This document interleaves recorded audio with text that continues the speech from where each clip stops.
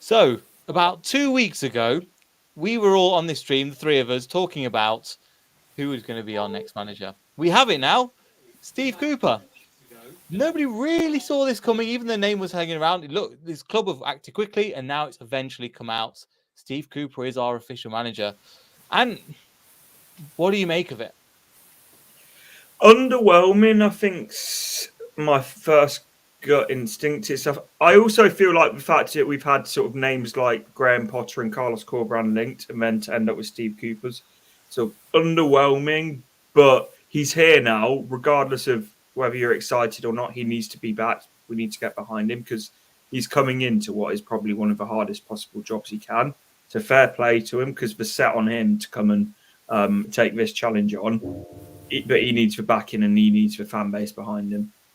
He does, and I think he will get it. We'll talk about if the beginning of the season might not go as smoothly, and we'll see the reaction of that. But Anil, again, just before we said recording, you said you feel a bit more optimistic. Stevie Cooper is a blue, is a blue, is a blue. Stevie Cooper is a blue. He hates Forest. There you go. Preview for the season ahead. Yes, I am. Don't get me wrong. I actually listened back to our show that we did because I wanted to see what we said about him, and we did kind of gloss over him very quickly. But a few of us did say that on paper you could actually see why he was being linked and why he could end up being appointed, which of course has happened. I think if you kind of take the emotion out of it and you look at it logically, you can actually understand exactly why he got the job. And I'd even argue why he maybe should have been given the job. And I think there is some serious shade being thrown at him. And, you know, it's interesting people have mentioned like Graham Potter, like people are excited for him.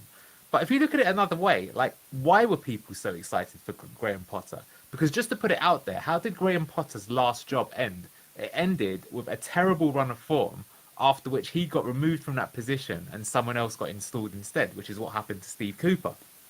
Oh, but he had a terrible situation. He had these mad owners that bought all these players. Hang on a minute. Is that not what happened to Steve Cooper, no? Oh, but Graham Potter did so much with Östersunds. He managed to get promoted and they had some good results in Europe. Steve Cooper took Nottingham Forest from the bottom of the championship, got promoted via the playoffs, then kept them up with a mental chairman in charge. There are some things here to be looked at said. So, you know, let me put it out here. If we look at it logically, right? So let's say we're the board of Leicester. We do a much better job. I just want to throw that out there.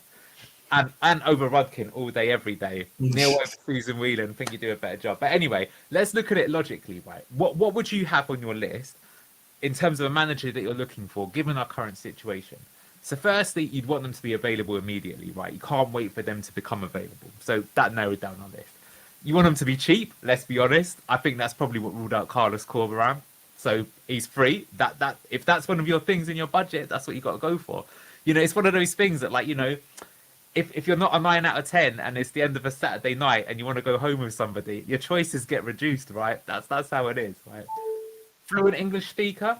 He's experienced at championship level. He's experienced at Premier League level. You can't use fluent English speaker as the... You are really scraping the barrel here, mate. Yeah. At the end of the day, you'd get Ant in for that case, not me. But hey, I'm not fluent. I just think. Okay, you say that, but I would put it out to you that why then was no manager that we were linked with incapable of speaking. Every single manager that was linked to the Leicester City job this time, even Ruud van Nistelrooy, right, they could speak English. I think that is important because I think the club are looking for someone that can communicate with the crowd. Whether or not that is something right or wrong, I'm just saying it's a fact. You can say that that's a poor thing, but again, if you're looking at your selection criteria, because otherwise, for example, why not get like a promising Spanish manager? No one was ever linked in that way. Carlos Corberán's quite promising. He's Spanish, but he just happens to speak English as well. He speaks fluent English though. The thing is, though, I would agree with that to an extent, but if they were that concerned about fans' feelings, they wouldn't have put the ticket prices up to what they had this week. They wouldn't have done a lot of the decisions they've done in the last 6 months if they were that concerned about building a relationship between. Let me continue, because to be fair, I was going to say that one of the cons is there's definitely backlash. And, you know, if you compare that to Potter, that's the thing that Potter has over him, is there's never going to be any... Like, you guys have just mentioned the open letter, which we'll get to in a moment, which felt pretty desperate to me. But keep on going to some other things, right? He has proven experience working with and developing youth. He literally won the Under-17 World Cup of England, featuring some of the players that are now in the team, like Phil Foden and stuff like that. So that's extremely good. Like, to win the World Cup, it doesn't get much better than that, right? And England had not won that competition, I think, before he had done it with them. Willing to work within a specific structure. That means the people who are above him. Like, it's interesting, he's called head manager, not head coach. There's probably some sort of like, well, basically the club has already said they've got signings lined up without his input. So that's, that's part of they need someone who's going to be willing to work that way. He has previously deployed attacking and possession-based systems at international level and with Swansea. Now, Forest, he completely went pragmatic with them, which we'll get to. But it's important to note he did that after we slapped them 4-0. And that season, they stayed up and we didn't. So at the end of the day, I would argue that it was the better choice to change the style of play. I think the most important thing, and ultimately why he got the job, is he wanted it. Clearly, Graham Potter didn't. We've been linked with Potter 3 times now, and every time he said no.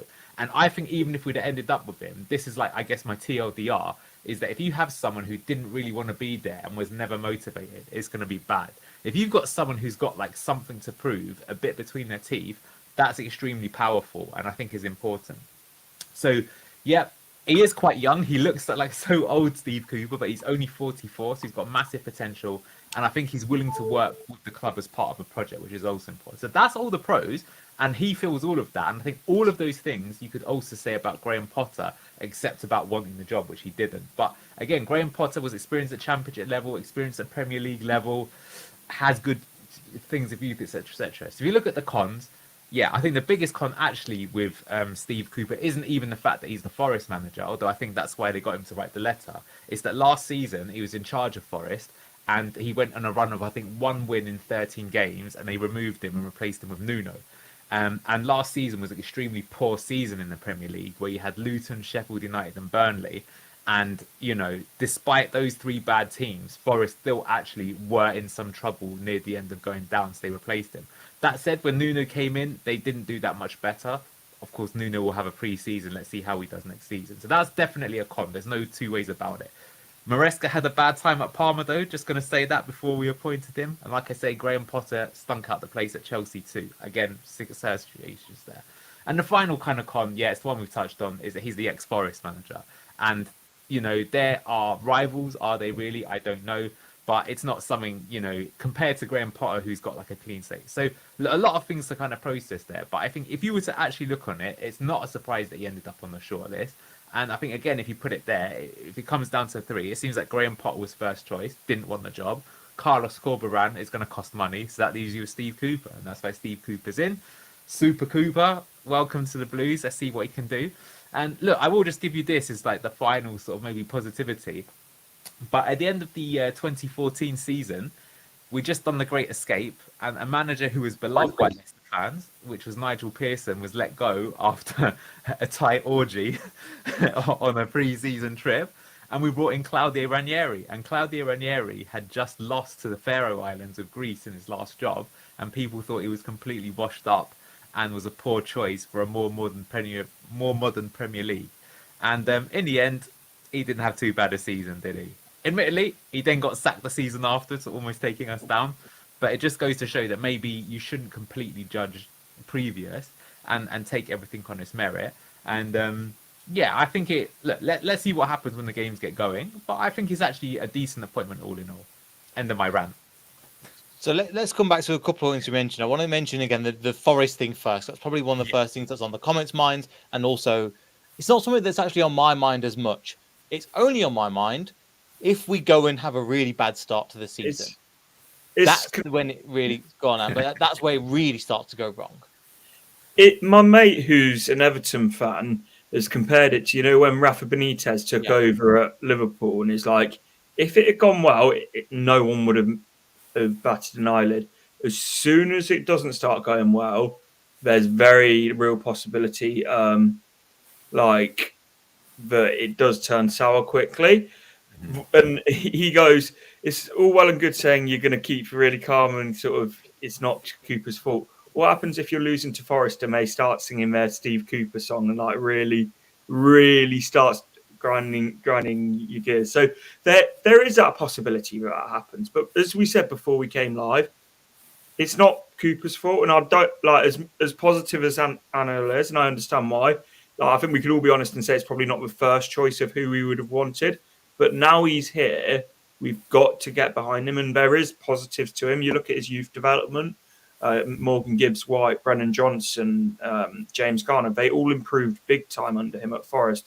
You look at his time at the England youth levels, Liverpool youth levels. I believe it was Trent Alexander-Arnold broke through at Liverpool whilst he was part of the youth setup there as well. So it's like there is positives, but there's massive concerns.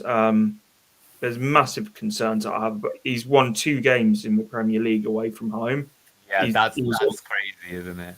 What I was saying that as well is that's like I think where it would be his fault. Like, yeah, you're right. We're not calm. So to be honest with you, I could see people booing him after 20 minutes of the first game. Like, I'm not even joking. And you know that might not necessarily be directed at him, but you're entitled to. I'll boo if I want to. I mean, if you're paying £72 for a ticket, you know what? You are entitled to boo if you want to. You are. No, absolutely you are.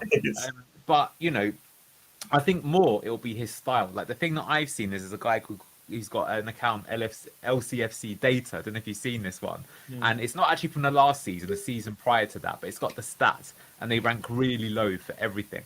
And I actually think what's more likely is that we don't have a problem playing counter-attack football. I even think that in a lot of games, that's probably going to be the way that we get the most success. But I feel that, like, if we're playing like against Everton and we're whacking 10 men behind the ball and we're losing, then people are going to be like, yeah, here are the stats. But I would say, you know, all these stats look horrendous, but they still stayed up that year. And the team that got relegated that season was Leicester City. So the thing is, you know, I'm not saying that's the way to do, but it could happen, right? But yeah, I am saying I think that if we saw bad results but also poor football, I think that's a bit different. Like, I liken it again to the Great Escape season, although it got a bit hairy, I think, around Christmas time of that season too. But I do think that in general, that year, we were losing a lot of games, but in almost every single game, it was only by the odd goal, and we were still pretty decent. And I don't know about you guys, maybe you can correct me, but my feeling during that season was more that, like, there was a perceived lack of quality in the squad rather than, like, the players cared, everyone was trying, but it's like, do you know what, this squad's just not good enough. That's the reason why we're going to get relegated. And in the end, we stayed up, and then, of course, the rest is history sort of thing. And I think, actually, one of the big things, we went to the back three, and we started getting confident and playing aggressive like we played in the Championship. And it turned out that I think we were respecting opponents too much, and we started saying, no, do you know what, we're going to take you on. We don't care if we lose, we want to try and win. We did actually start winning games. I think if it was that way, people won't have so much of a problem. Like I say, if it's just like very negative football, then yeah, I think it's right. And it's interesting hearing like what some of the Forest fans think, because they always say that, like, they obviously love him for getting them promoted, but yeah, they mentioned that statistic as well. And like towards the end, you know, there are some Forest fans that are like, okay, well now that's great. That's one team that's definitely down. You know, that's how some people are seeing it. And they literally watched their club with that manager. So he's going to have to improve things a lot, that's for sure. But you're right, maybe they'll bin him if things go badly. But we've got to give him a chance, right? I can't see him being binned quickly, regardless if it goes well or badly, because I think he's on a 3-year contract. And I hate to sound negative, I think that's got one eye on the Championship next season with his Championship record of bringing Forest up, and also did relatively well at Swansea. But I also think he's shown that he can do it at both levels. So obviously, the ideal world is we stay up and build from it. But I also think the club haven't completely buried their head in the sand like they did under towards the back end of Brendan Rodgers, where it was like, relegation isn't an issue. We're not threatened by relegation. Oh, shit, we're in the Championship. It's like this time it seems like there's at least some realisation of it. All 3 candidates, the final 3, have Championship experience. That's just everything you need to know. Yeah. Yeah, that's actually very true, isn't it? But well, like Van Nistelrooy is going to go to Burnley. That's the rumour. And he was initially linked with Leicester. And I think that's why he didn't make the final shortlist. Because, like, well, hang on a minute. If we go down, do we want someone who's new to this division? Or do we know someone who knows, I know exactly what to do to get out of it? There's definitely one eye on that. Yeah, to be fair, though, saying Van Nistelrooy has been linked, so is that for every other manager out of work in Europe. It's been one of those sort of periods. You know when when we lost Maguire, we were linked to every centre back under the sun. It's felt like that with Outrageous managers, amount of hasn't money it? as well, because they all Yeah. knew we had 80 I will million. say that they definitely did. Like, as pure underwhelming point, there wasn't really, I don't think, any particularly standout ones. It wasn't as exciting as last year, where it felt like we were more willing to roll the dice a little bit. These are all fairly sensible appointments. Like, for example, like the more out there ones is, you could have gone for like the one that Brighton went for, a 31-year-old that's only got experience in German second division, and they appointed him, Hertzler. Or you could go for the Arsenal assistant manager. He's not even 30, right? But that's way too brave an appointment to make right now. And again, they don't want to pay compensation. So, yeah, again, it's interesting you mentioned two things. Yeah, one is that they have to have championship experience, and the other one is that they have to be out of work. So, again, it's like, I think yeah, again, they don't want to spend money. That's what they're trying to do. That does worry me a bit, though. Like, are they just trying to do it on the cheap? Because that does not sound like the recipe for success, does it? no, and it's saying something you said there about doing everything on the cheap. It's the only thing I'm clinging on to with that is that it means that there's money to spend elsewhere. But I feel like that's blind optimism and faith more than reality. I think it probably is. But I mean, look, to be fair, it sounds like some signings are lined up, but they're going to probably be 5 million to 10 million max. And it will be with one eye. With that said, I still think we've got a half decent team. I think first 5 games are going to be crucial, whoever it is, right? Like, and if you get some results early doors, people think we can believe. I think the worst, and I think you see, look at the fixture list, it could be a lot worse. They're not gibbies. We've got Spurs at home, is it? Then is it Fulham away? And then I think, is it Everton or something like that? So it's like, it didn't look awful to me. It's not like you got Liverpool, Man City, Arsenal first 3 games. Then you'd be like, oh my God, all right, just relegate us now. By the time we get started, it's going to be December, 60 days and counting. 59 even, just gone 59. Oh, So, but we got them at home as well.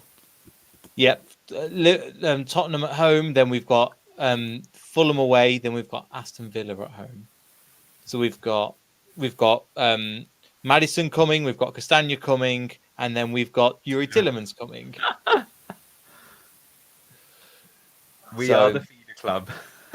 Yeah, we're just in this position now. So before, again, I'll come to you in a second, Anne, but I just wanted something you touched on earlier. I just want to get into this as well. Before we get into the tactics and some of the other things around that, I want to get into some of the statement, which I agree with you. And it seems like a statement that's just been kind of there to firefight, in my opinion.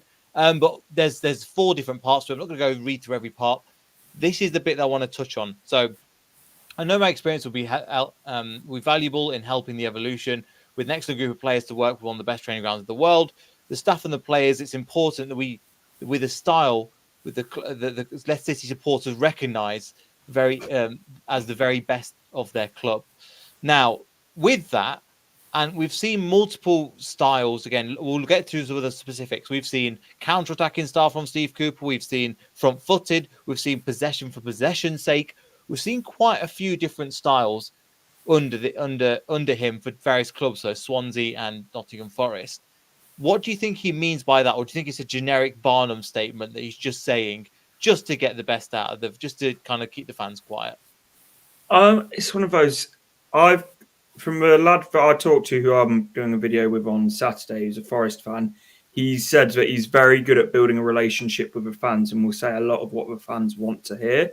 So I feel like it's one of those, but at the same time, it's nothing groundbreaking, is it? We've seen these manager interviews time after time when they come into the club saying, "I want to buy into the idea of the club, and like it's a fantastic history, etc., etc. Leicester's a massive club, this and the other, and probably something about wanting to be ingrained in the community in the city." I haven't even read the entire letter, but I'm going to guess it's something along those kind of lines. So again, nothing against Steve Cooper, but he's just doing sort of what you expect a new manager to do. Do you think he wrote that letter? Because I don't. No. It's like when a footballer signs PR piece. He's been told to whack your name on this. We need to do something to appease the fans. I think it's interesting that so far they haven't even got a video interview of him. It's quite unusual. Another thing that someone pointed out, which I think is true, is that every manager that's been announced before, they've said we're delighted to confirm this appointed. With Dean Smith, it said we were pleased instead of delighted, and with Steve Cooper, it just says we've appointed Steve Cooper. But did you notice from the tweet yesterday? We're delighted to announce the new 24-25 memberships. Well, there you go. So, you might say we're bringing too much into that, but I genuinely think that there isn't. I think whoever does the social media, whatever, they're probably a Leicester fan or they care for the club. And I think that does show you sentiment. That is a bit worrying because you need to have a united front in these things. Mm-hmm. And, I've heard that behind the scenes, again, it's been a bit of a mess of disappointment. Look, I think to be fair, you've got to say that no one expected Maresca to leave. That came completely out of the blue. And because it's even more mental, like, why Chelsea? They even had a strong end to the season. They have a manager that's actually won things, right? In France, has got to the Champions League final. Like, they're giving that job to Enzo Maresca. That's such a massive gamble. But of course, they're a mental club, so they're going to do it. But unfortunately, we are, not for the first time. At what price does it come? Like, start losing Kante to them. It's like, yeah, sure, okay, you get a lot of money, but you can't replace that sort of thing. And that's thrown everything into haywire, and that is a big issue. So they were caught scrambling. So I guess I will give them like a bit of a pass on that because it put them in a difficult situation they probably didn't want to be in. But you could also say it's of their own making. Like, if they'd have told the manager about these PSR issues, then maybe he wouldn't have wanted to jump at the first opportunity. Because I know we kind of touched upon it last time, but I'm sort of divided. I think in one part, I do think it's kind of disloyal and a bit cheeky to leave so soon. Like it doesn't. I know there's like no loyalty in football, as people say, but you are supposed to be signing a contract and things like that. You're a millionaire. At the same time, though, a job like that, if they're going to give you a ridiculous contract, I mean, you can't really blame them. And yeah, if someone lies to you in any relationship, you're going to get screwed. But yeah, like I say, it's interesting that an open letter that I don't believe he wrote. I've even noticed that they've edited it multiple times during the day, by the way, as well. So I actually feel that they're looking at like what fans are saying and changing it a little bit. Yeah, I don't know. It seems a bit dodgy. I don't think I've seen one. I don't. Even when Dean Smith was announced, I can't remember. Again, social media's not been around that long in the course of football. I can't remember an open letter. The only one I can remember was Top's one at the beginning of the few seasons. It's just, I feel like it's strange, and again, I hope it does the right thing and gets people on side with Steve Cooper, but it stinks of desperation before we've started. And it's like, I don't want to be sat here being negative because I really want to get behind Steve Cooper now he's been appointed. I really want him to succeed, but it's just strange, isn't it? But you know what, though? That is something then we as content creators, I think that is something that we can play a part in, right? Like, we can also make negativity fester. You can also, like, give people a chance, right, and say it. So that's why I tried to kind of make the argument for him as well. Like, what I'm saying is I don't think it's a horrendous appointment. Do you know what? I think when we appointed Claude Puel, for example, in my opinion, that was a way more unspectacular appointment. Had nothing about it. Steve Cooper, there are at least quite a few things I could look at as saying is quite positive. Like I said, like winning the under-17 World Cup with England and developing youth and giving some of the stars in the country their chance.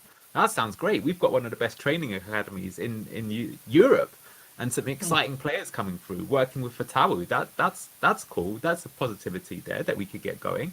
And he's given the chance. So I think there is a lot that we can do that. And yeah, we have to give him a chance. And look, we know it's going to be a tough season. It's been a tough season if Maresca had stayed and everything like that, right? So if we kind of think that we're beaten before we've started and that transmits to the crowd, we're in big trouble.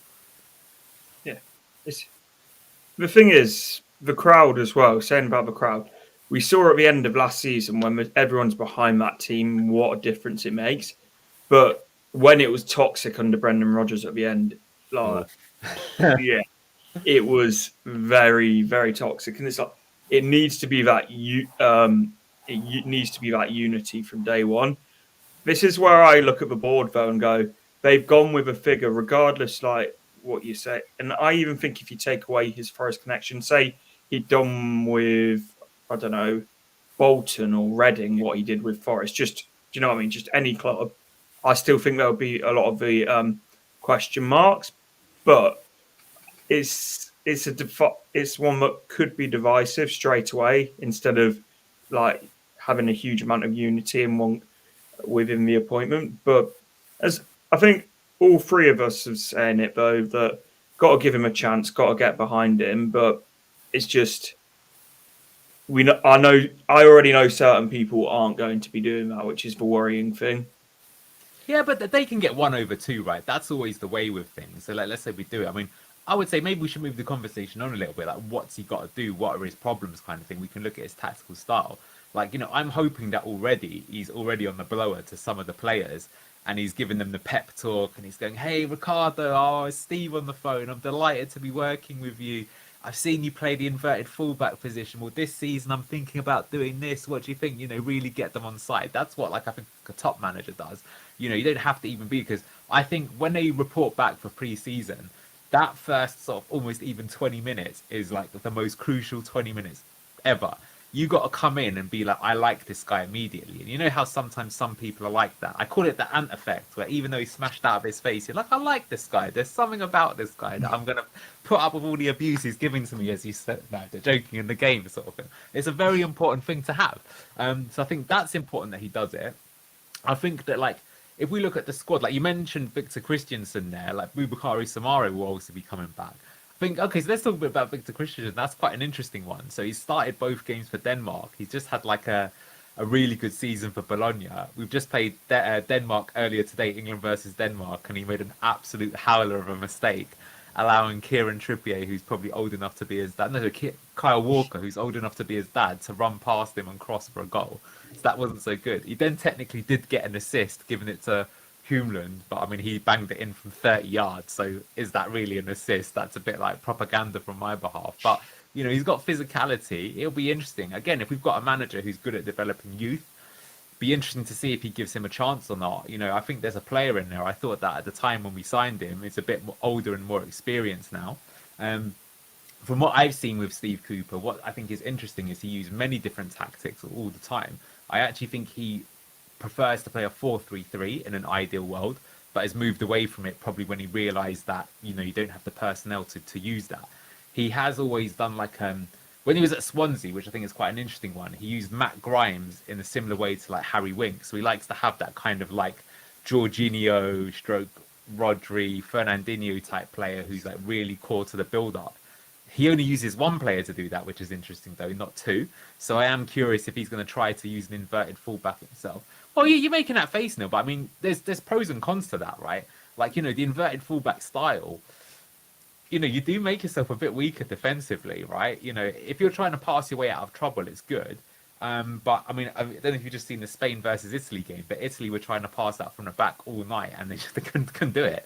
And they only lost 1-0, but could have lost 4 or 5. I mean, when you're against top opposition, one thing in the Championship, passing out from the back, and I don't mind it, but, I don't think we could do that of every game. And I think it's interesting that during the run-in, after we had our bad run of form, it was notable how many times we went longer with Mads than we did earlier in the season. So, sometimes getting forward is the right way to go. And that's the interesting thing. So like I say, I think the biggest change is that, so we've had one of the worst performances I've ever seen with Leicester, where we got battered by Forest at the City Ground in the FA Cup. We all remember that. We absolutely capitulated. I think that was a real warning sign for what was about to come.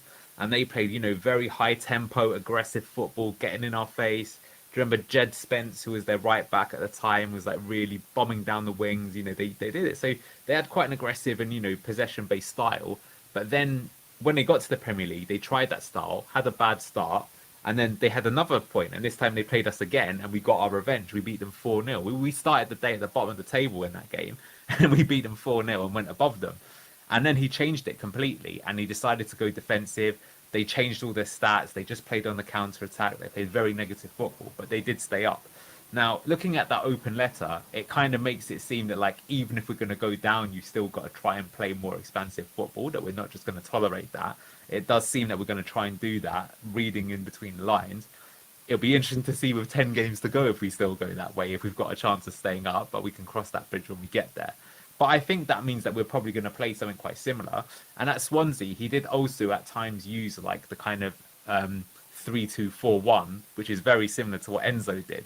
It's just that they started that way all the time. They didn't have a kind of like in possession shape and out of possession shape. So what does that all mean? I'm curious to see as well. Who will stay, who will go? We don't know. I mean, I do know one thing that was interesting. Do you know at the start of the season that's just gone, Forest tried to sign Wilfred Ndidi from Leicester. And at the time, Steve Cooper was their manager. Now, in the end, I think they signed Sangare, didn't they, as their number 6 instead from PSV. Don't know if you remember him playing against us a few seasons ago. He was a really good player.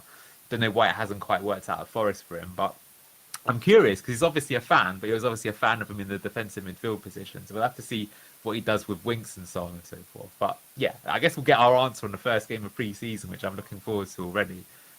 Yeah, analysing that one, and that's one of the advantages of having a Steve Cooper compared to even Enzo Maresca.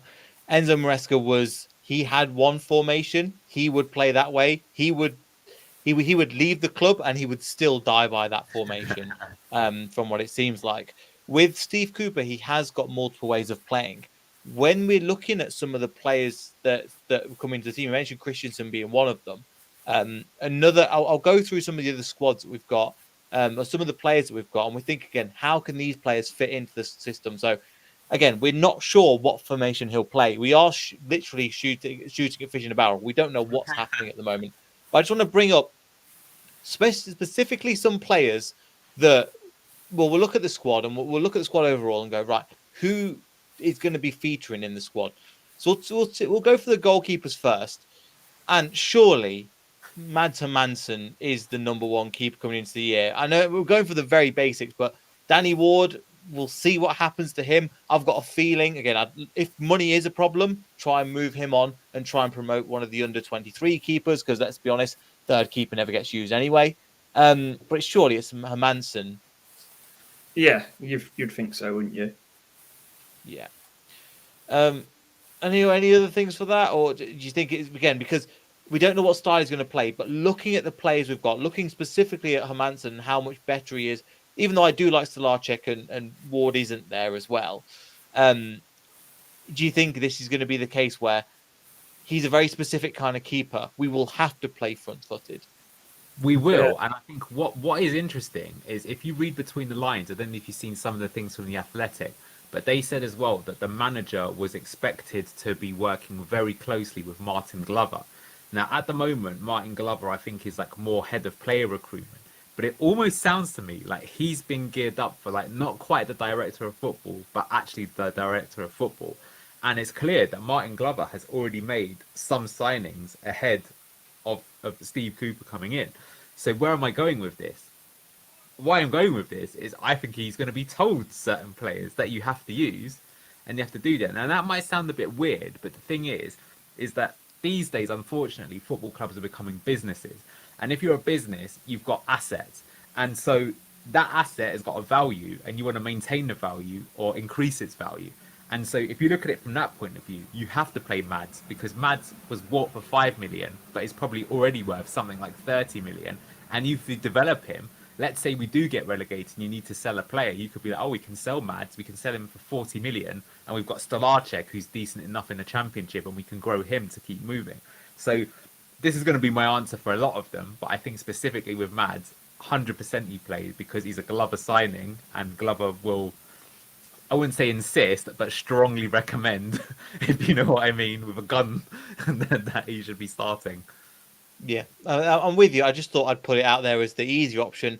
And then coming into the next positions, we'll look at some defenders first, and then we'll get on to the second part because we can have a look at them all in order. But so we've got, for example, Christensen isn't on this list because this is from last season. But again, Christensen will probably be part of this as well in replacement from Callum Doyle, who I've got a feeling probably won't be coming back. I want to focus on a couple of players. Obviously, Connor Cody, potentially. I think Forest were kind of after him a little bit as well under Steve Cooper. The main one I want to focus on in particular, Harry Suter. And do you think he has a redemption arc, or do you think this is done now? I like Harry Suter, and I think Steve Cooper's style of football what I'm expecting to see from Steve Cooper of sitting quite deep and playing in a low block will suit Harry Suter a lot more. So I think there's at least an opportunity there. And it was Harry Souttar's interview for Australia. I don't know if you've seen it, where he said that he still wants to be at Leicester and he's got to just prove to the new manager that he's good enough to be at this level. So for me, if he's got the right attitude, then I can see Steve Cooper quite liking that. I wouldn't be surprised out of last year's back three if the two centre backs end up being Connor Cody and Harry Souttar. Interesting. Connor Cody's an option, as you were saying. Walt Fuss is an option. Yannick Vestergaard. They're all kind of similar and at a similar level. Any ideas who you think he'll go for? Where the cat's among the pigeons now with the new manager. Look, I do think Vestergaard's been given a 3-year deal. Reading the language, I expect they will expect him to start unless he is like solely responsible for various problems. I think it'll be enforced that he has to start again, which might sound crazy, but again, it's like if you're making that investment, even if you've changed manager, you're like, we can't now flog him. So I think will be a guaranteed starter. Who else starts with him though?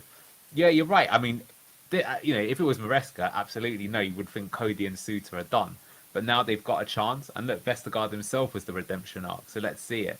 I would say of the two, I would agree with Ant in the sense that like Harry Souttar's always got a use.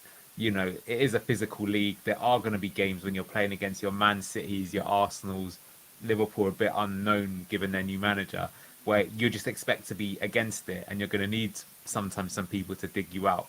So maybe he could get some play. So yeah, maybe he'll come in. I mean, I actually expect us to sign another centre back, which will be a left-sided centre back. I even have a feeling we might already have done one. That wouldn't surprise me if that's like a signing that's lined up.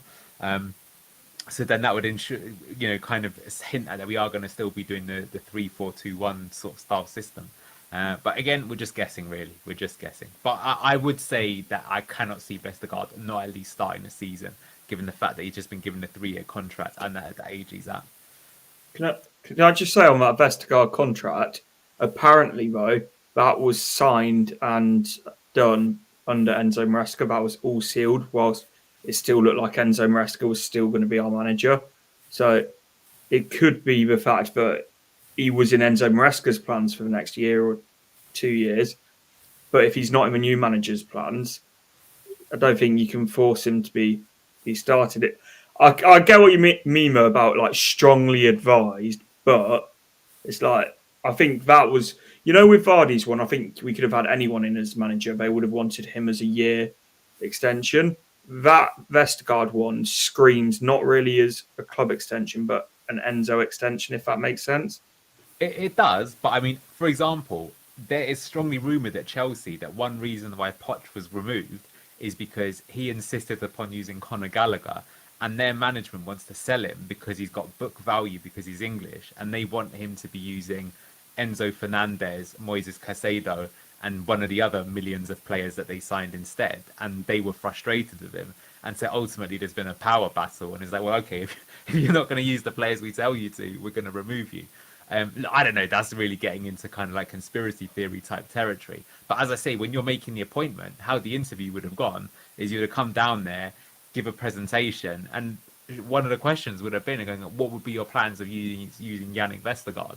And, a manager would have been going like, yeah, I saw you play last season. He was integral to the way that you play. I believe that I can get a tune out of him. I'm going to play this way to play to his strengths and yada, yada. And surely that would have been the answer, I guess, that all three candidates would have given. Because if they had said, no, I think he's past it, I wouldn't use him, they might be like, well, thanks for your honesty, but given the fact that unfortunately we've already signed this deal, we can't afford to have him sitting around doing nothing. Just putting it out there. To be fair, point. It's one of those. I feel like he's one of those that's wherever he goes, he interviews very well. Like, it sounds horrible, but yeah, we've all been there in interviews where we've said something we know that they want to hear, not what you truly believe. Yeah. We've all been there. But there's other things, though. You make a point, and I think, again, if you're looking for a job for a millions of pounds contract, my God, I'm going to tell you what you want to a certain extent as well. Especially when, let's be honest, Steve Cooper's role, in my opinion, was probably going to be somewhere in the Championship. if he didn't get this role. So another couple of players I want to mention. Walt Fast is a really interesting one because I don't know what happens with him. He's already said, I think, in Belgium, for the Belgium team, he's not sure in his next move. Really interesting what happens with him. I think he's got a couple of years or a year more on his contract. It's a good job that Belgium had such a good start to the Euros, isn't it? Works.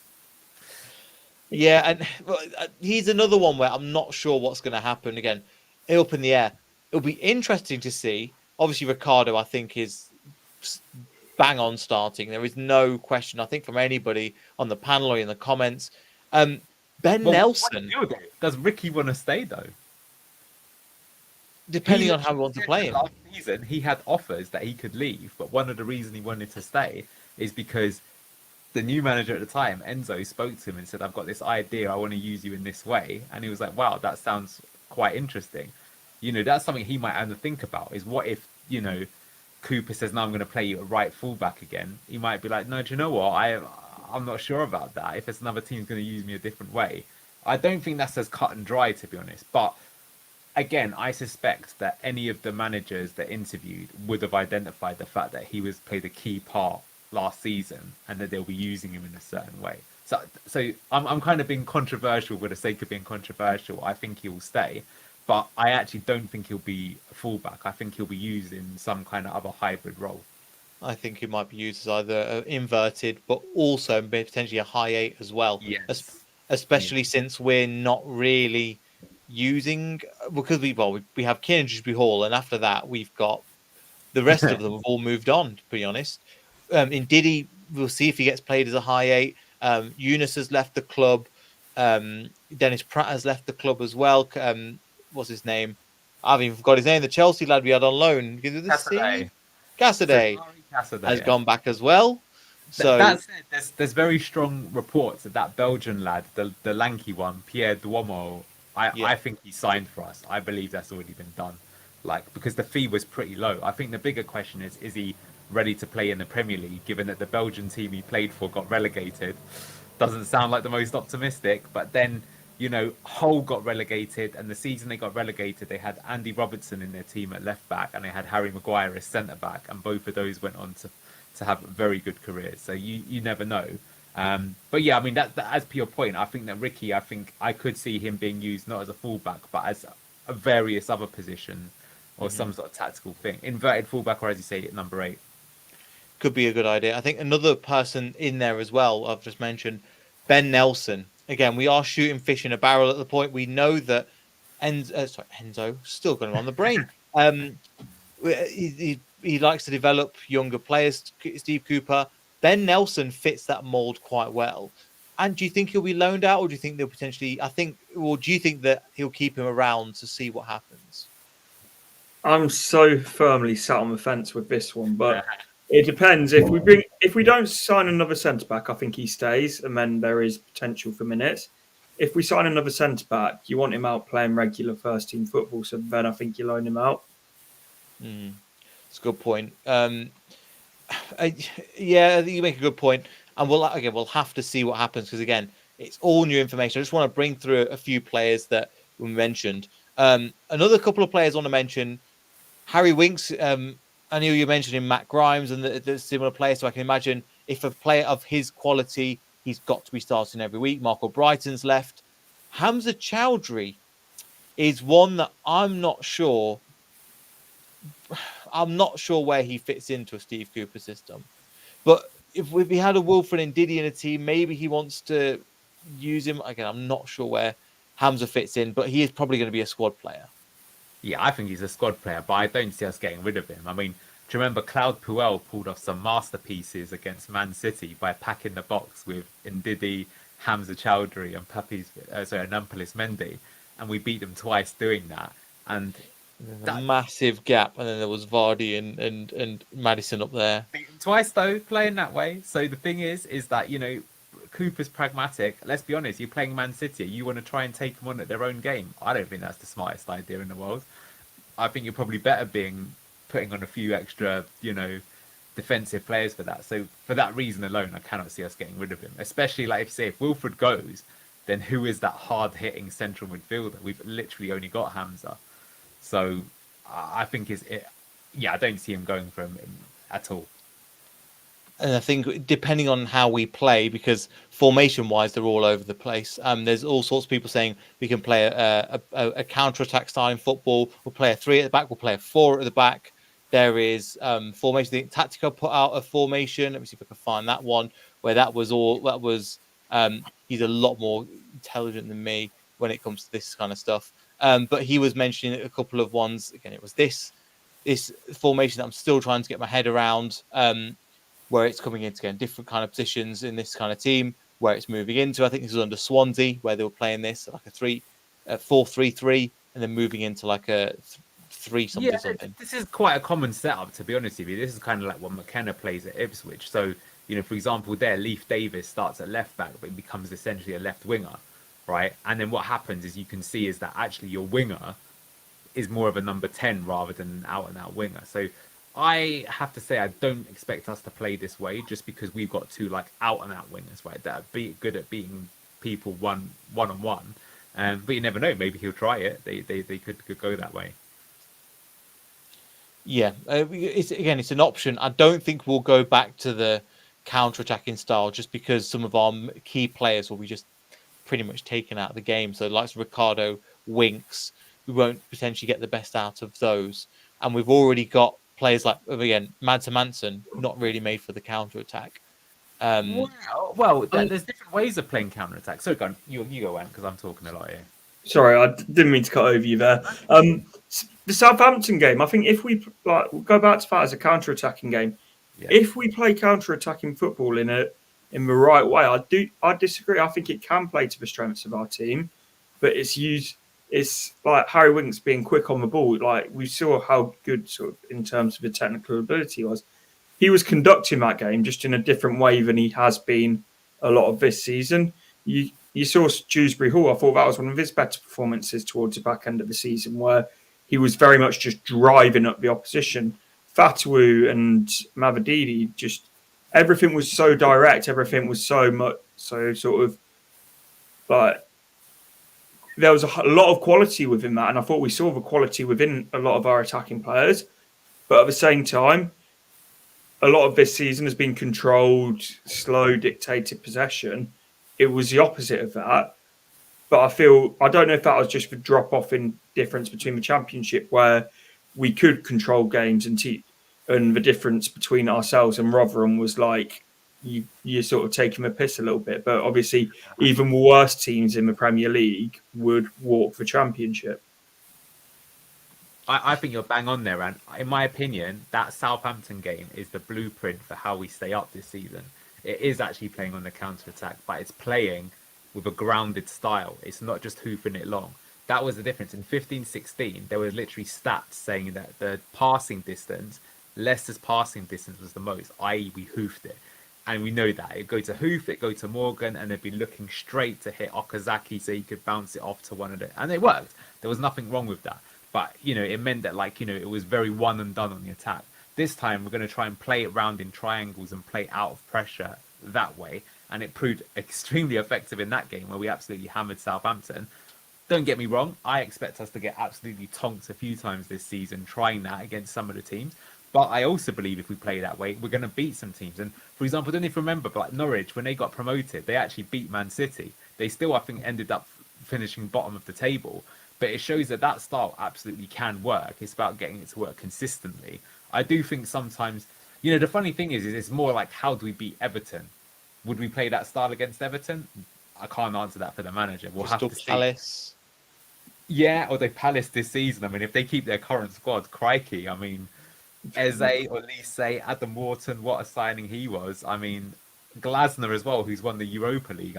They're a threat. They're a good team right now. Although I think they'll lose a few players. So to be honest with you, if I'm being honest, I know he's in the chat right now, but I would take draws against Palace, especially given that under Claude Puel they used to batter us, didn't they? So we're kind of kryptonite to them. So I would sign up for the draws against them right now. I think it's more teams that I think we've got to beat. We've got to be beating like Brentford. We've got to beat Everton. We've got to beat Southampton and Ipswich. We've got to beat. those ones, definitely those bottom 5 or 6 are the ones that we've got to get points against. Would you be surprised if Brighton slipped into that conversation?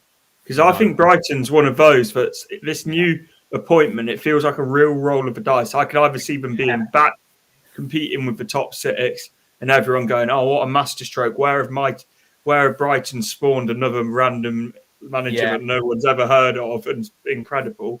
Or it's gonna look like they've gone for the hipster's choice and it's backfired big time.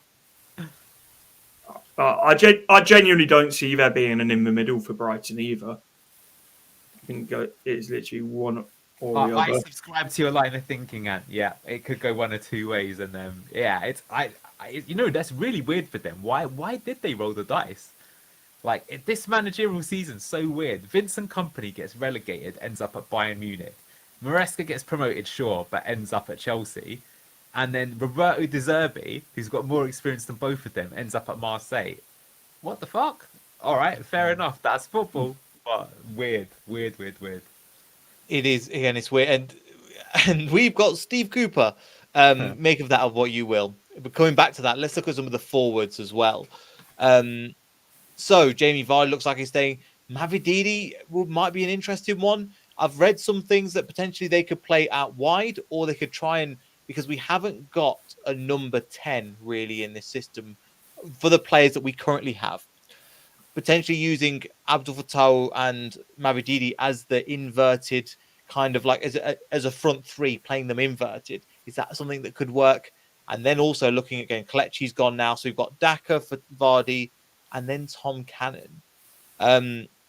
Any of those, and you expect to start on a regular basis? Probably Fattah being one of them. I expect Fattah, Mavididi, and then probably a new striker to be our starting front 3 if we play the front 3. But it's like towards the end with Steve Cooper, didn't Forrest play 2 up front at a certain point with Chris Wood, and then I forget the other lad's name. Awayu. Was it Awayu? Yeah, that's. So the Get It Forward Brigade will be having a wet dream with this one of like long balls into the box, big man, little man combination. Harry Suter coming up for the last 10 minutes of the game. Oh, good old times. And then it will meet his missions. Not mission statement. That opening statement that they said. Oh, that's fantastic. But with Cooper, it's so hard to say because we've said it a lot, but he's played so many different systems. He's played as one striker with like 2 number 10s behind them. He's played like a traditional front 3. He's played 2 up front. So it's like he's played traditional wingers as well. Yeah, it's pure guesswork, isn't it? I know. I'm just looking at the squad that we've currently got at this moment in time and going, where is this going? Because there's so many different directions with it. And Anil, have you got any other thoughts? Because again, the obvious answer to say someone like a Jamie Vardy, Fattah, and Mavididi, but is there any other players that could potentially come good? Tom Cannon being another young player that could get a bit out of him potentially.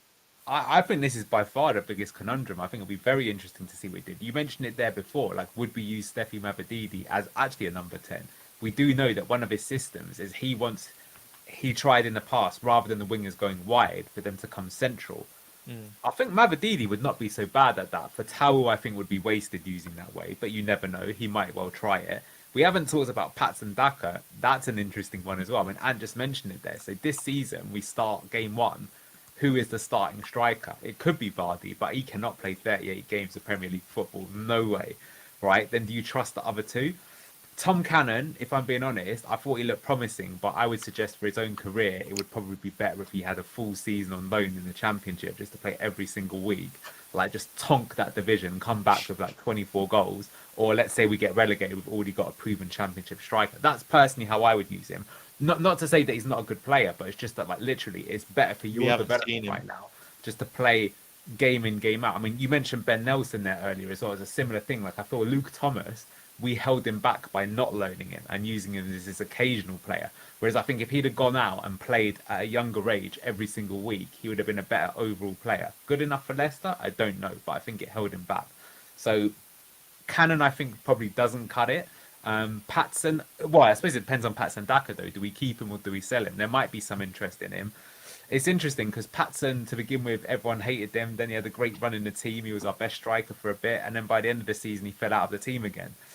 I don't know. I mean, let's be honest with you. One of the reasons we got relegated is we spent a lot of money on Patson Daka, expecting him to be able to hit the back of the net, and he couldn't.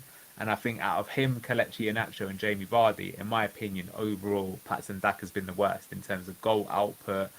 You know, Iheanacho was super inconsistent, but had moments or runs in the team where he was extremely good. And, you know, no one's really talked about him. Everyone's, you know, Mark Albrighton, of course, Albrighton's a great player, but Kelechi Iheanacho was a cult hero. He's a good player for us, better than some other faff that we've had. I suspect we'll get a new striker, but can we afford a new striker? Maybe it's like you just got to make do with what we've got here. So we keep all of them. You never know. But I think if I had to be a betting man, I think the club surely must have identified someone that they're probably going to try and bring in. Maybe they'll loan a striker, who knows? And Patson, I'm not sure he'll stay, but then will anyone cover his wages? Don't know. He's on a lot of wedge. It's for Danny Ward can alter him, isn't it? It's for supply and demand. It's like as much as we want him to go, you need some supply for him. You need some demand for him, And same old conversations. I was going to say, and it's not going to help with us, in my opinion, signing Vestergaard on 3 years. If you're going to give him the option of a year or 2 years with the option to extend, that's different. But the fact they're giving him 3 years straight up, straight away, that's a bit worrying to me. And it just stinks of, are we learning our lessons? Yeah, well, obviously not. No. And I'm with you. I think I'm asking that kind of a rhetorical question. The only other three that I've got that we haven't mentioned so far, McAteer, potentially, maybe, in my opinion, probably a loan to the Championship, I think would be good just to give him another run out. I can't see him, even though he develops talent, I think, is he the player that we need right now? Probably not. I disagree with that because as much as I don't think he's a starter, I don't think you can send all of your fringe players out to the Championship. It's you need, you look at how Hamza Chowdhury sort of filled in here, there, and everywhere over the last couple of years. Casey McAteer's got that about him where you can put him in 2 or 3 different positions. It's like I feel like as much as probably for him it would benefit him more to go and play out in the Championship for a whole season. I think for us, you've also got to look where we are realistically at the moment, and we can't bring in player after player right now. I guess so, but at the same time, how much are we going to be able to risk playing young players in the Premier League if the goal, which hasn't been mentioned, but has been implied heavily, which is to stay in the Premier League, let's be honest, and not try and compete for the top 10, to try and just bite your hand off for 17th right now. And another couple of players that fit into that category as well, Braybrook and Alves. A lot of players we thought last year would have got more minutes. Granted, I know they had injuries, but you didn't see a lot of them. But you see, and the same thing could be applied to them. And their ceilings, in my opinion, from speaking to people, well, just from knowing a little bit, are higher than the likes of McAteer. Yeah, but I think McAteer is also a lot further into his development. Whilst I agree that Alves and Braybrook, their ceilings probably are higher, and I would send them both out on loan. I think with Casey McAteer, this would be his 3rd season of first team football, because he's had the season out on loan at Wimbledon, season last year, and then this would be his 3rd season. So I hear the point you're saying, but I don't think they're comparable. But with Braybrook and Alves, I'd say loan both of them. Again, they need, same as Ben Nelson, they need to be playing football. And Neil, you got any thoughts on any of them 3 or any other ones in particular? Because again, I'm also scraping the barrel. I'm just trying to get a bigger picture of what we have with very little paint. McAteer, I hope I'm wrong on this, but I don't think he's Premier League quality. So I think the club is probably best off trying to get some value for him. I don't know, 5 to 10 million, selling him to a Championship team, which if I was a Championship club, I think would be a fairly good purchase. He looked like he had a lot to offer there. That's my opinion on him. Like I say, he's a Leicester lad. He seems to really like the club, so I hope he proves me wrong and he turns to smash it. But comparing him, let's say, to Harvey Barnes. Harvey Barnes ripped up the championship level more than McAteer. That's where I'm kind of going with that one. The other two, I have to say, I think it is criminal that Enzo didn't use either of them. Not at all. I cannot believe that. What is going on there? Something dodgy. Like not even giving them 5 minutes. I don't get that. Like Ben Nelson had appearances here and there. So I think you'd have to loan them out because it's just too much of a jump to put them in right in at the top level right away. But we got to get given these guys some game time, right? Like, you know, all the clips of Alves look amazing. Braybrook, I've heard, is actually quite consistent for his age. But I mean, it's like, yeah, they've got to be. I mean, another one that's not really mentioned is I think we've got Silko Thomas, I think, who won the Academy Player of the Year, who's also quite highly rated. So he's going to have to go out on loan somewhere as well. But yeah, look, that's the interesting thing. We've invested in this huge training academy, and supposedly the idea is to get more of these players and to build more of a pathway into the team. And clearly that's why we've gone for someone like Steve Cooper, who's so good at working with young players. I guess then, out of the three, I would say at minimum, though, he'll probably just fancy one of them and that person will play in the team. I get, like, at the beginning of last season, no one saw Casey McAteer coming, right? Let's be honest. No one saw that. We all talked about Braybrook, about Alves, maybe Ben Nelson. No one ever mentioned his name, and he ended up playing more minutes than anyone out of those three. So it wouldn't surprise me if there's a similar thing. All managers are like that, right? They walk in one day and they're like, I don't know why, but this player, that's the one that they think there's something about them, and they'll make it work. It'll be interesting to see. Maybe we should do a sweepstakes for that. Who's going to be like the surprise player of this season? Patson Daka is an inverted defensive central midfielder, is inverted 6. That's going to be the tactic. False 6, false 9, false 8. James Justin is the inverted inverted goalkeeper. fullback goalkeeper. Attacking goalkeeper, exactly. Just, you know, you just kind of throw lots of words. If you ask ChatGPT to make up a system, make it as creative as possible, and it just gives you that. And just before we end, again, because again, we're going an hour, and again, just on a little bit of a positive note, it's nice to hear from Abdul Fattah saying you can't be back. Again, potentially he's looking at this situation going, do you know what? I'm going to come back. I've seen some of the comments online.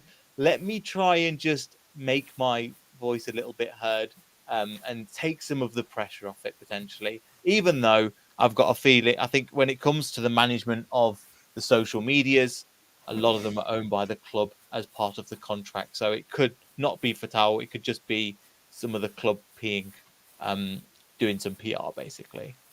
To me, I don't see that as club PR because they haven't announced him yet as a signing, and he's pretty much announced himself permanently there. But I think, the sporting manager pretty much announced as well. Well, didn't pretty much announce. He did announce that we've signed him. So I'm convinced we're waiting for the new kit with Fatou.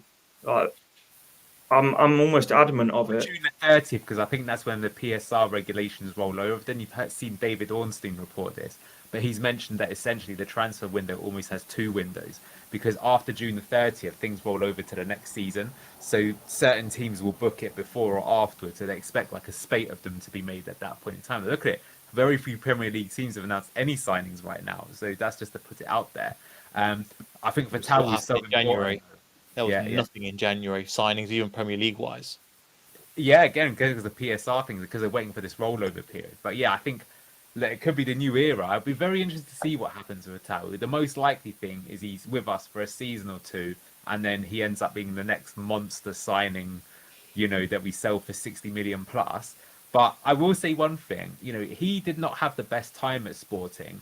Like, you know, the manager didn't really back him. He was struggling to find his way. And it did feel like he found his home with Leicester. Like, some of the things, you know, if you were there as a fan watching him sometimes, you couldn't make up that emotion. Like, he loved the attention in a good way. He loved the song that people, you could see it. He was one of those players that when his song got sang, I seen him, he had like a cheeky grin on his face. Like, he loved it. And I know that that's something about English football. Like, a lot of players say that like, there's certain things about it that make it like very real, like it's genuine kind of thing. That like you've built that connection. He loves taking the selfies and stuff like that. And honestly, where we are this season, if we're going to stay up, what I think is going to be necessary is probably 1 or 2 people are going to have to be the heroes. They're going to have to drag the team up. We're going to need that player who, to be honest with you, we've played crap the entire game and we shithouse the win because someone bends it in top bins in the 87th minute. You know what? Mavididi could be that player too, but I think it's more likely to be Patau. I think that Southampton game again with his hat trick, it sort of seemed like he announced himself to the world. I expect he's going to get given the number 7 shirt this season, because Maybe the number 10. well, Mavadidi's got that though. I don't see him giving that Oh, away yeah. anytime soon. And look, I think 7's more suitable for a winger anyway, if you ask me. But look, I'm just saying that like I can't wait to see him back, and I dare I say it, if we're going to stay up, we're going to need him to be as good, if not even better, because he only scored maybe 6 or 7 goals in the end. That would not be a bad return, I have to say, at Premier League level, but we play 8 games less. But, you know, Godspeed, Abdul, we need you, mate. Yeah, we need him, and it's good to have him back, even though it's not been officially announced. And have you got anything else to say before we finish up? Because I think we've covered up all of it, even though there's barely any information apart from Steve Cooper, and we don't know what he's going to play. But we've got to get behind him until there's a reason not to. And at the moment, he said the right things from a PR perspective. Yeah, got to get behind him. It's not the man that we all wanted, but he's the man that's here now. Hopefully, he's one of those that comes in and we don't expect a huge amount from. In a couple of years, we're sort of like looking over his time at Leicester with huge fondness. But got to get behind him and at least give him a chance. Give him a chance. Anyway, any final closing thoughts? Super Cooper, Super Cooper. Let's get going. Let's get behind the lad. Start the same way we ended the stream. Love that. Again, make sure you go subscribe to Ant's channel. Make sure you subscribe to this channel. Thank you to all your comments. Again, apologies I couldn't bring them up because there's been so many brilliant ones that I've not managed to go through. Thank you, everybody. Have a good rest of the weekend or whatever you're doing. We'll see you all in the next video. So goodbye.